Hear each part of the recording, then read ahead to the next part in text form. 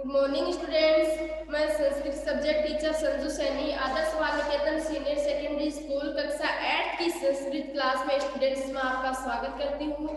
तो स्टूडेंट देखो, हमने कल पढ़ा था आर्यभट्टम, आर्यभट्ट वाला जो चैप्टर है उसको हमने अनुवाद तो उसका पढ़ लिया और आज हम उसके क्वेश्चन आंसर करेंगे, अभ्यास प्रश्न करेंगे। तो स्टूडेंट्स अपनी बुक निकालिए और उसमें ध्यान से देखिए, इसी से हम क्वेश्चन के आंसर करेंगे और आपको पेंसिल लेना है और उसी के साथ साथ आपको राइट भी करना है। तो देखो, पहला क्वेश्चन है, सूर्य कस्याम दिशायाम उदेति। सूर्य है यानी सूर्य, कस्याम यानी किस, दिशायाम यानी दिशा में, उदेति यानी उदय होता है, उगता है, यानी सूरज है वो कौन सी दिशा में उगता है। तो वो आपको पता ही है सूरज कौन सी दिशा में उगता है। तो स्टूडेंट्स आपको कस्याम के नीचे, कस्याम के नीचे अंडरलाइन करनी है।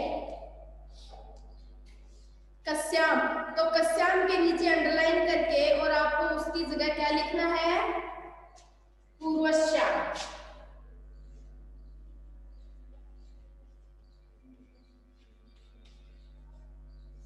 ठीक है, कि सूर्य है वो पूर्व दिशा में उदय होता है। इससे आगे है, लिख लिया क्या? इससे आगे है, आर्यभट्ट से वेद्यशाला पुत्र आसीन। आर्यभट्ट की वेद्यशाला कहाँ थी? कहाँ थी? पटना में थी ना, पाटलिपुत्र।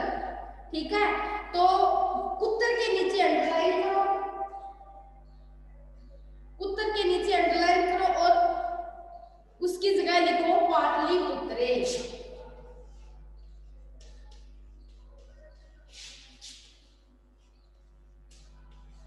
पाटलिपुत्री। अब इससे आगे है, महान गणितज्ञ ज्योतिर्विच कह अस्ति। महान गणितज्ञ ज्योतिष आचार्य थे, वो कौन थे? ये तो आपको पता ही है। कह के नीचे अंडरलाइन करो, कह के नीचे अंडरलाइन करो और उसकी जगह क्या आ जाएगा? कह की जगह आ जाएगा, क्या आएगा? आर्यभट्ट है।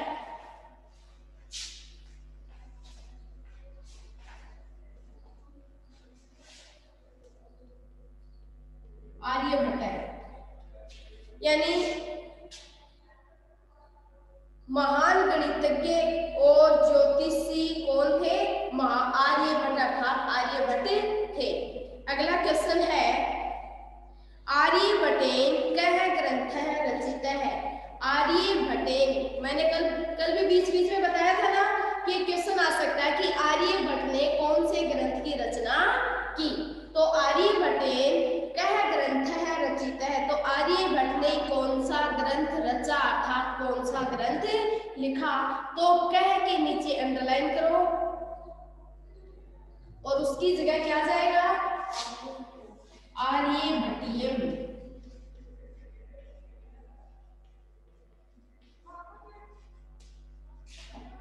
आर्यभट्टियम, आर्यभट्ट ने आर्यभट्टियम नामक ग्रंथ की रचना की।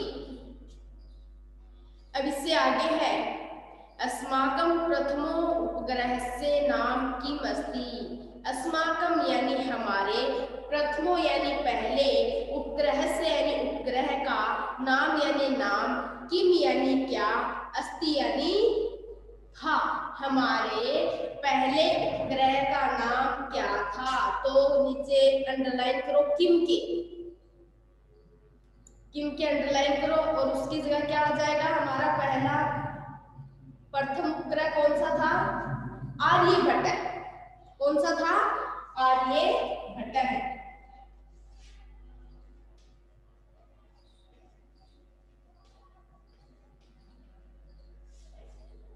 आर्यभट्ट है। तो ये तो हो गया अपना एक पदेन वाला उत्तर। ठीक है, अब इसी से आगे हम करेंगे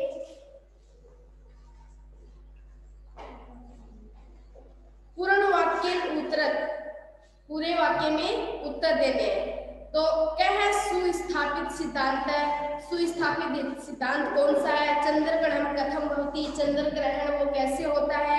सूर्य ग्रहण कथम दृश्यते, सूर्य कैसे दिखाई देता है, और आर्यभट्ट से विरोध है किमर्थम। अब आर्यभट्ट का विरोध कैसे आर्यभट्ट ने कैसे विरोध किया। प्रथम उपग्रह से नाम आर्यभट्ट इति कथम कृतम। प्रथम उपग्रह का नाम आर्यभट्ट यह क्यों रखा गया था। ये है पूर्ण वाक्य में उत्तर। तो ये पूरे वाक्य में उत्तर देना है, तो ये मैं आपको पीडीएफ में सेंड कर दूंगी, ठीक है ना। ये पूरे वाक्य में उत्तर देने में आपको पीडीएफ में सेंड कर दूंगी। और उससे आगे लिखो रेखांकित पदानी आधृत्य प्रश्न निर्माणम कुरुत। रेखांकित पदों के आधार पर प्रश्नों का निर्माण करना है, यानी नीचे लिखे गए रेखांकित पद ना उसके आधार पर प्रश्नों के निर्माण करना। जैसे पहला है सूर्य है पश्चिमायाम दिशायाम अस्तम गति। सूर्य है वो पश्चिम दिशा में अस्त होता है। तो प्रश्न कैसे बनेगा, सूर्य किस दिशा में अस्त होता है, ठीक है। अगला क्वेश्चन है, प्रश्न है पृथ्वी स्थिरावर्तते। पृथ्वी तो स्थिर है, इति परंपरा प्रचलिता रूढ़ी। यह परंपरा मतलब रूढ़ी परंपरा है। तो पृथ्वी स्थिर है, यह कैसी परंपरा है, ठीक है। आर्यभट्टस्य योगदानम गणित ज्योतिषम संबंधम वर्तते। आर्यभट्ट का योगदान गणित ज्योतिष से संबंध है ना। तो आर्यभट्ट का योगदान किससे संबंधित है, प्रश्न ये बनेगा। अगला क्वेश्चन है समाजे नूतन विचाराणाम स्वीकरणे प्राय सामान्य जनाम काठिन्य अनुभवती। समाज में नए विचारों को स्वीकार कर प्राय सामान्य लोग कठिनाई का अनुभव करते हैं। तो समाज में नए विचारों को स्वीकार कर प्राय कौन से लोग कठिनाई का अनुभव करते हैं, कौन कठिनाई का अनुभव करते हैं, ये बन गया इसका क्वेश्चन। अब अगला है पृथ्वी सूर्यो मध्ये चंद्रस्य छायापतेन सूर्य ग्रहणम भवति। पृथ्वी और सूर्य के मध्य चंद्रमा की छाया पड़ने पर कौन सा ग्रह होता है, सूर्य ग्रहण होता है। तो देखो इसमें पहला क्वेश्चन है ना सूर्य ग्रहणम, पूर्ण वाक्य में उत्तर में। तीसरा क्वेश्चन है सूर्य ग्रहणम कथम दृश्यते। सूर्य ग्रहण कैसे दिखाई देता है, होता है ना। तो देखो इसका उत्तर क्या हो जाएगा, पृथ्वी सूर्यो मध्य चंद्र से छाया पतेन सूर्य ग्रहणम भवति। ये इसका उत्तर हो जाएगा, समझ गए। अब ये भी मैं आपको इसमें पीडीएफ में सेंड कर दूंगी, ठीक है। इससे अगला है मंजूषात पदानी चित्वा रिक्त स्थानानि पूरे। तो मंजूषा में पदों को चुनकर रिक्त स्थानों की पूर्ति करनी है। तो देखो पहला है सूर्य पूर्व दिशायाम उदेति पश्चिम दिशायाम च अस्तम। इसका क्या जाएगा, पश्चिम दिशा में क्या होता है, अस्त होता है। पश्चिम दिशायाम अस्तम गच्छति। अब इससे आगे है सूर्य अचल है। सूर्य क्या है, अचल है, चलता नहीं है। पृथ्वी च क्या आ जाएगा इसमें, बताओ जरा, चला। Very good. सूर्य है अचल है, सूर्य चलता है, और पृथ्वी च अचला, और पृथ्वी है वो कैसी है, चला, चलती है। तो इसकी यहाँ पर सेकंड वाले में आ जाएगा चला। अब अगला है अपने अक्ष पर घूर्णन करती है। कौन कौन करती है, हार्दिक बेटा, कौन करती है अपने अक्ष पर घूर्णन,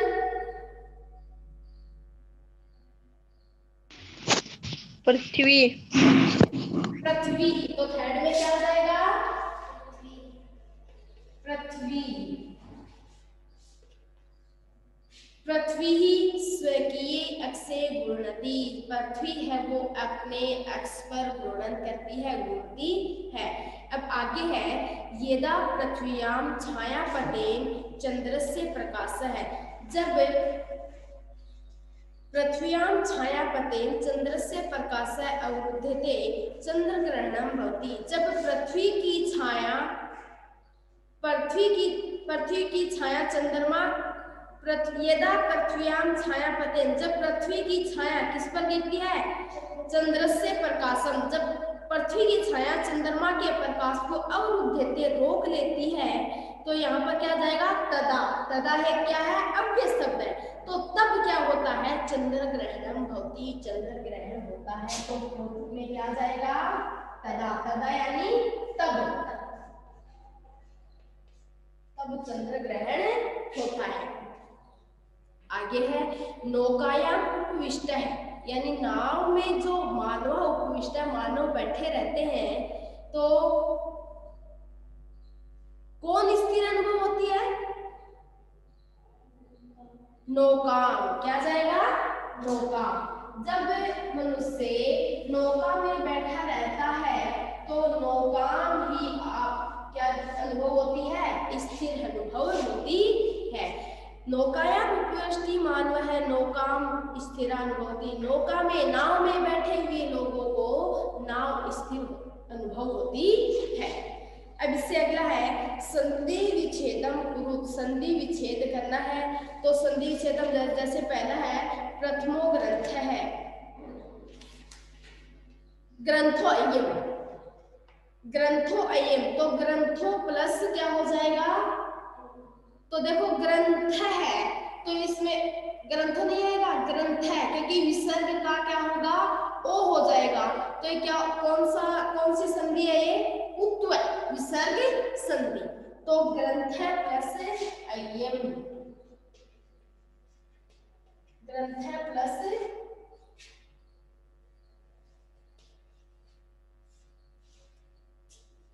अयम। देखो संधि आपको बताई नहीं है, देखो ये प्रथम पद के अंत में क्या है, विसर्ग है, ठीक है। विसर्ग के बाद अगर ए आता है, ठीक है, विसर्ग के बाद अगर ए आता है तो इस विसर्ग का तो क्या हो जाता है, ओ हो जाता है। विसर्ग है वो तो क्या हो जाता है, ओ हो जाता है, और ए है वो अवग्रह में बदल जाता है। ए है वो किसमें बदल जाता है, अवग्रह में। तो देखो यहाँ पर विसर्ग है, विसर्ग का क्या हो गया, ओ, तो ये हो गया ग्रंथो, ठीक है, और ए है वो किसमें बदल गया, अवग्रह में, और बच गया क्या, यम, तो क्या बन गया, ग्रंथो अयम, ग्रंथो यम। समझ में आया क्या?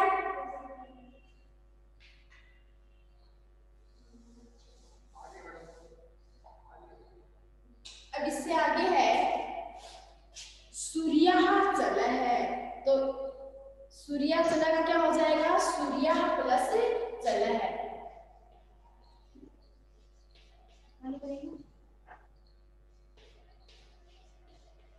सूर्य प्लस चल है। अगला है तथेव, देखो सूर्य प्लस चल है, क्या हो गया, सूर्य चला हो गया ना, तो इसमें कौन सी संधि है, कौन सी संधि है, इसमें क्या है, आ है, आ के बाद में क्या आया है, व्यंजन है ना, सूर्य प्लस एच है,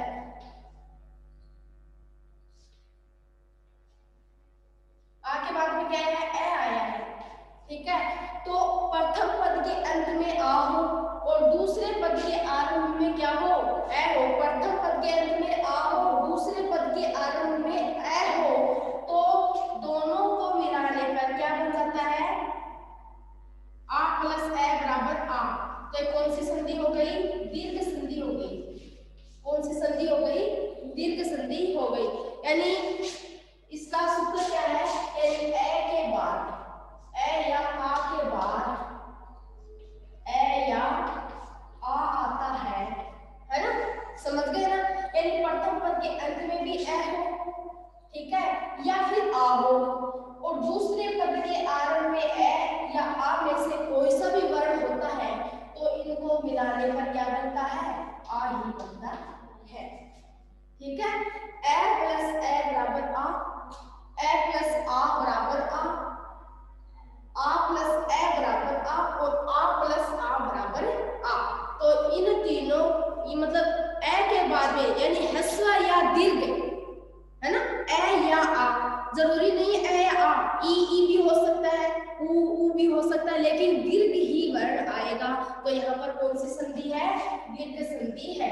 यानी ए प्लस ए के मिलने पर भी क्या आएगा, आ दीर्घ यानी बड़ा, है ना। तो ये कौन सी संधि है इसमें, यहाँ पर सूर्य प्लस अ चला, सूर्या प्लस अ चला है।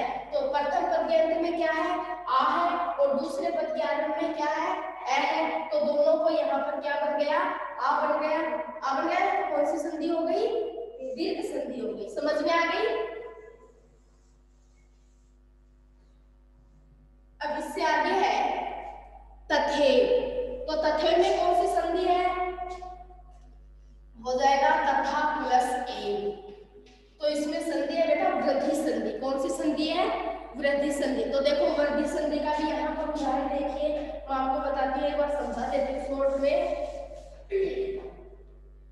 ए या आ के बाद, यानी ये तो हो गया प्रथम पद, ठीक है, ये तो हो गया प्रथम पद। ए या आ के बाद में अगर ए या आई आए, अगर ओ या औ आए, ठीक है। अगर प्रथम पद के अंत में ए के बाद में ए आए तो भी क्या होगा, ऐ ही होगा। और प्रथम पद के अंत में आ आए, आ के बाद में अगर ऐ आए तो भी ऐ ही होगा, अर्थात वृद्धि होगी, ठीक है। तो ये क्या हो जाएगा, यानी ए या आ के बाद में अगर ए या ऐ में से कोई सा भी वर्ण हो तो ऐ ही आएगा, और ए या आ के बाद में अगर ओ या औ में से कोई सा भी वर्ण हो तो औ ही आएगा। अब देखो यहाँ पर हमने ये नियम पढ़ा है, इसी के अकॉर्डिंग हम यहाँ देखते हैं। प्रथम पद के अंत में क्या है में क्या जुड़ा हुआ है, आ है। आ के बाद में क्या आया है, ए आया है। तो इसका मतलब क्या हो जाएगा, यहाँ पर ऐ हो जाएगा, वृद्धि हो जाएगी ना, ऐ हो जाएगा। तो देखो यहाँ पर तथा प्लस एव, तो देखो यहाँ तय प्लस थ प्लस आ, ये तो हो गया कौन सा, प्रथम पद हो गया ना, ये तो इसका हो गया विच्छेद, ठीक है।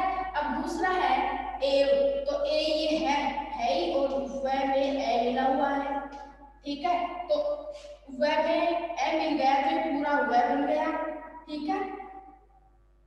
और ये हो गया तय है, ठीक है। और आ के बाद में अगर ऐ आए तो वो क्या हो जाएगी, वृद्धि हो जाएगी, ऐ हो जाएगा ना। तो ये हो गया तथ प्लस ऐ प्लस वह, ठीक है।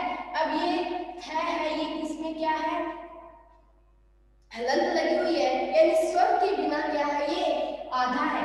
तो ये ऐ है, ये इस थ में मिल गया, तो हो गया यहाँ पर तय के ऊपर ऐ की मात्रा लग गई, तो हो गया तथेव। समझ में आ गया ना, तथेव। तो इसमें कौन सी संधि है, वृद्धि संधि है।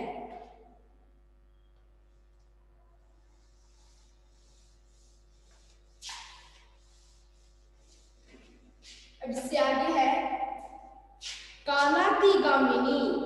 तो इसका क्या होगा, काल प्लस अतिगामिनी, काल प्लस अतिगामिनी। तो देखो इसमें क्या है, प्रथम पद के अंत में ए है ना, ल में क्या मिला हुआ है, ए है, ल में क्या मिला हुआ है, ए है, और आगे क्या है, ए ही है ना। तो ए और ए के मिलाने पर क्या बन गया, आ बन गया, आ बन गया। तो काला, ये ए और ए दोनों मिलाने के, इन दोनों की जगह क्या बन गया, आ बन गया। तो कालातिगामिनी। समझ में आया। इसमें भी कौन सी संधि है, दीर्घ संधि है। कौन सी संधि है, क्योंकि ए और ए, मैंने बताया था ना, प्रथम पद के अंत में ए हो, दूसरे पद के आरंभ में अगर ए हो तो दोनों ए और ए के मिलने पर क्या बनेगा, आ बनेगा। तो यहाँ पर ए और ए के मिलने पर आ हुआ, तो क्या बन गया, कालातिगामिनी, ठीक है। अब इससे आगे है प्रथमोपग्रह से, प्रथम प्लस उपग्रह से, इसका क्या हो जाएगा, प्रथम प्लस उपग्रह से।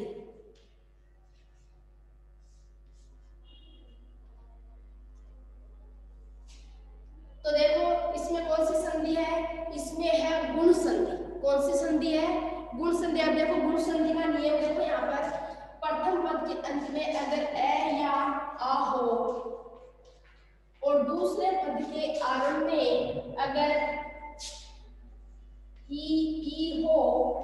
या उ हो तो ई का तो बन जाएगा ए और उ का बन जाएगा ओ।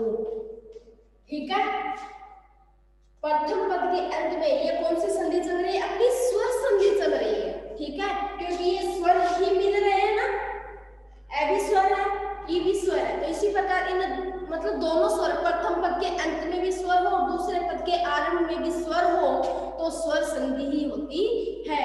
तो प्रथम पद के अंत में अगर ए या आ में से कोई सा वर्ण हो और दूसरे पद के आरंभ में ई या ई आए तो इसका क्या हो जाएगा? ए हो जाएगा। अगर उ या बड़ा उ आए तो उसकी जगह क्या हो जाएगा?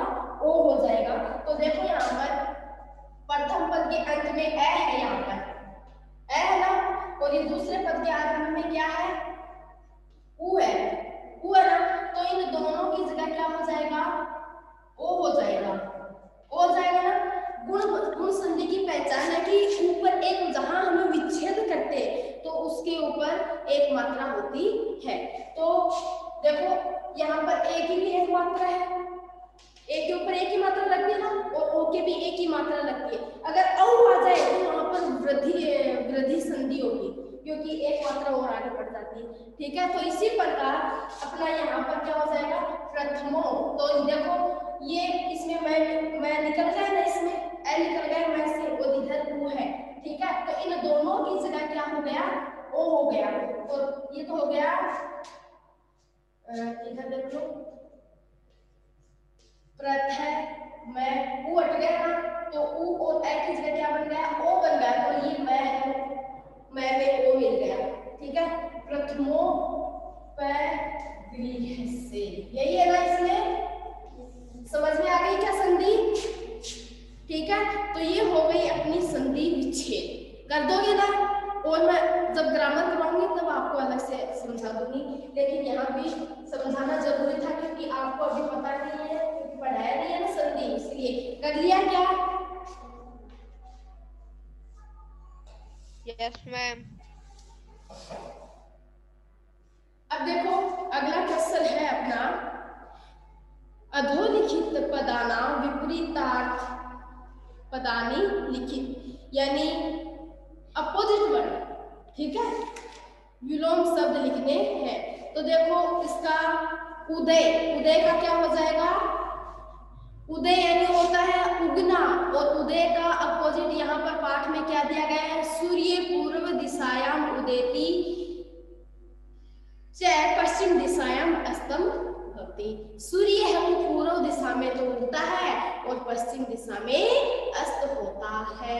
तो यहाँ पर क्या आ जाएगा? उदय की जगह आ जाएगा, उदय का विलोम हो जाएगा अस्त है। क्या हो जाएगा? अस्त है। अस्त यानी छिपना, अस्त होना। अचल है, अचल है यानी जो चलता नहीं है। तो पृथ्वी है वो तो चल है, और अचल कौन है?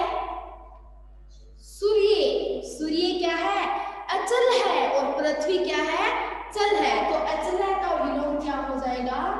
चल है। अब इससे अगला है अंधकार है, तो अंधकार का क्या हो जाएगा? प्रकाश है। अंधकार का क्या हो जाएगा?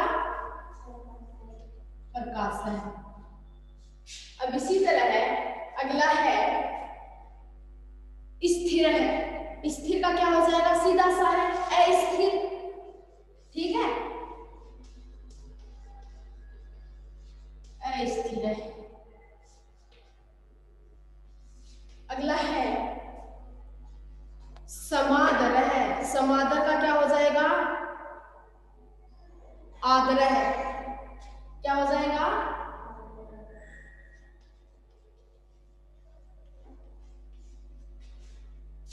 सॉरी, निरादर है।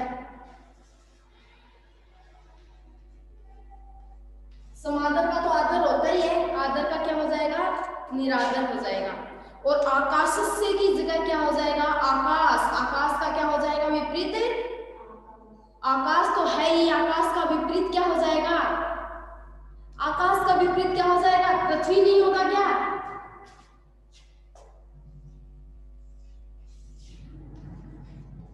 पृथ्वी।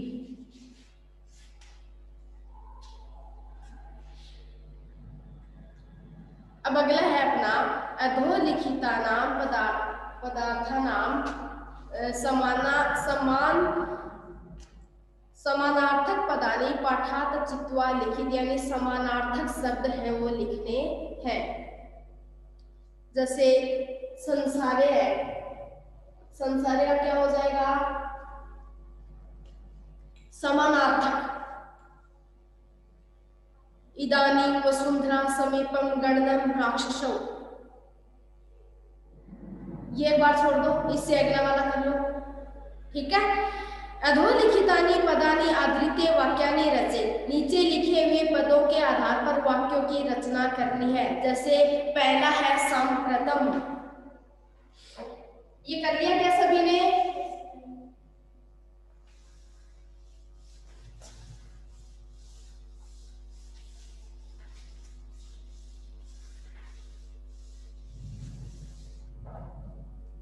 पहला है सांप्रतम।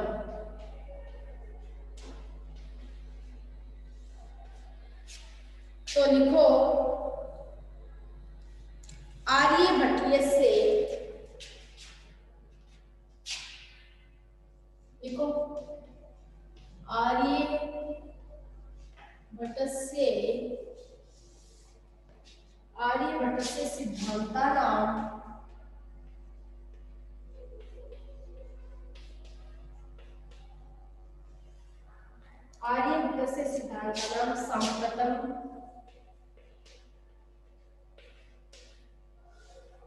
सांप्रतम समाग्रह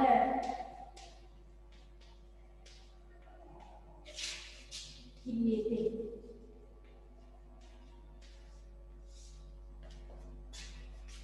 आर्यभट्टीयम सिद्धांत सांप्रतम समाग्रह क्रियते।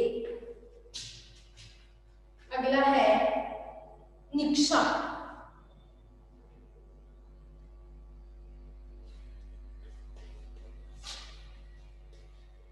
देखो सांप्रतम यानी होता है आधुनिक, आज, ठीक है, और निक्षा यानी होता है समीप अर्थात पास में। तो निक्षा की जगह आ जाएगा, जैसे हम कहेंगे दिल्ली के समीप क्या बहती है? यमुना बहती है। दिल्ली के समीप यमुना बहती है, तो क्या लिखोगे? दिल्ली निक्षा।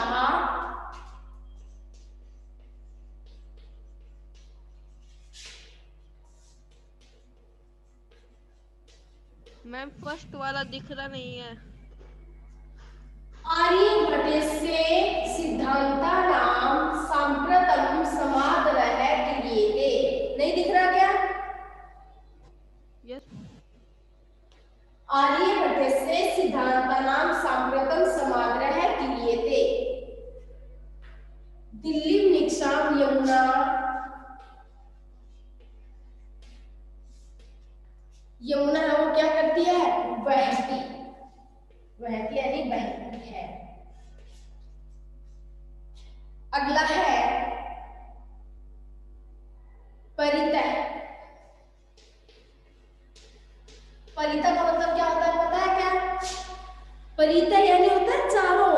परितः यानी क्या होता है? चारों। जैसे गांव के चारों ओर क्या है? गांव के चारों ओर क्या है? खेत है, गांव के चारों ओर वृक्ष है, गांव के चारों ओर मतलब राजमार्ग है, सड़क है, कुछ भी कह सकते हो आप, है ना। तो आप क्या लिखोगे यहाँ पर? परितः। तो ग्रामम परितः है, ग्रामम यानी गांव के। तो देखो ये है एक उपपद विभक्ति, अभितः परितः समय निक्षा। अब ये निक्षा एक शब्द है ना, तो ये भी यानी अभितः परितः समय निक्षा हाय प्रति आदि के योग में द्वितीय विभक्ति का प्रयोग किया जाता है। कौन सी विभक्ति का प्रयोग किया जाता है? द्वितीय विभक्ति का प्रयोग किया जाता है। देखो यहाँ पर दिल्ली लिखा है ना, तो दिल्ली में कौन सी विभक्ति आई है? द्वितीय विभक्ति आई है, क्योंकि किसके साथ में? निक्षा। निक्षा के साथ में हमेशा कौन सी विभक्ति का प्रयोग किया जाता है? द्वितीय विभक्ति का प्रयोग किया जाता है। और इसी तरह परितः है ये वर्ड है, तो इसी के साथ में कौन सी विभक्ति का प्रयोग करेंगे हम? द्वितीय विभक्ति का। तो ग्रामम में कौन सी विभक्ति है? द्वितीय। तो ग्रामम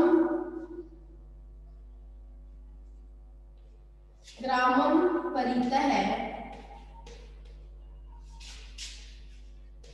क्षेत्राणि सन्ति, यानी गांव के चारों ओर खेत हैं। क्षेत्राणि यानी क्या होते हैं? खेत। तो गांव के चारों ओर खेत हैं। अब इससे अगला है उपविष्ट है।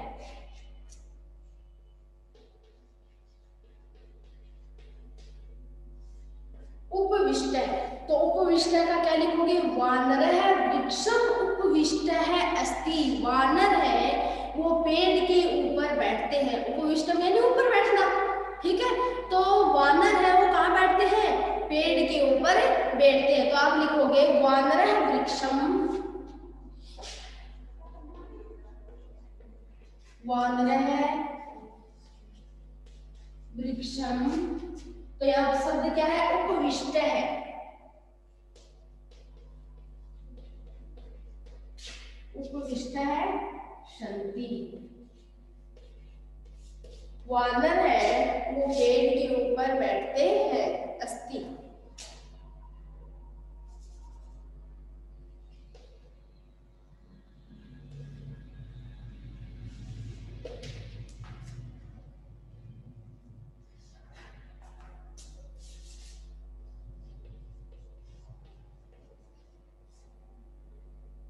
वानर है वो पेड़ के ऊपर बैठते हैं। इससे अगला है कर्म भूमि ही। तो कर्म भूमि, तो आप यहाँ पर क्या लिखोगे कि जो आर्यभट्ट है उसकी कर्म भूमि कहाँ थी? कौन सी थी आर्यभट्ट की कर्म भूमि? पाटलिपुत्र। पाटलिपुत्र थी ना। तो यहाँ पर हम लिखेंगे कि आर्यभट्ट मतलब पाटलिपुत्र है वो आर्यभट्ट की कर्म भूमि है। तो पाटलिपुत्रम आर्यभट्टस्य कर्म भूमि ही अस्ति। पाटलिपुत्रम पद क्या है? कर्म भूमि।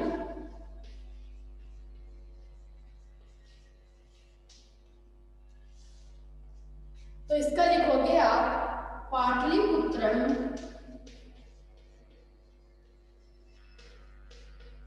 आर्यभट्टस्य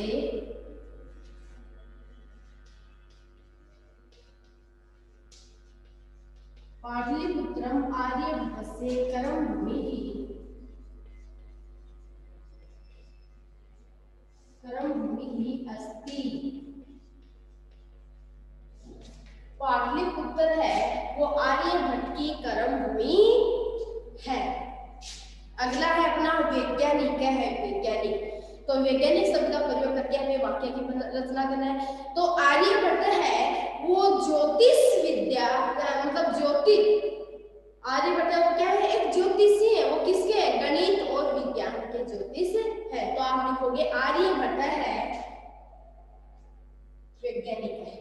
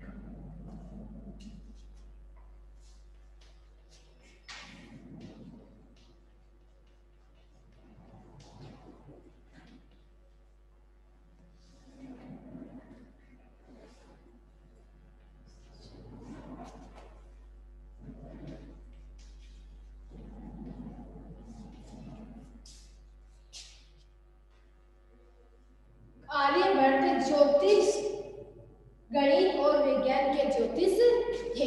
आर्यभट्ट है वो किसके ज्योतिष थे? गणित और विज्ञान के ज्योतिष थे।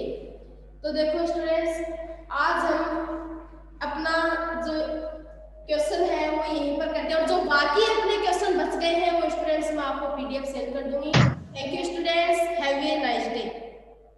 मैम गणितम के आगे क्या लिखा हुआ है? गणितज्ञ वैज्ञानिकश्च आसीत्। वैज्ञानिकश्च। मैम इसके आगे? आसीत्। आसीत्।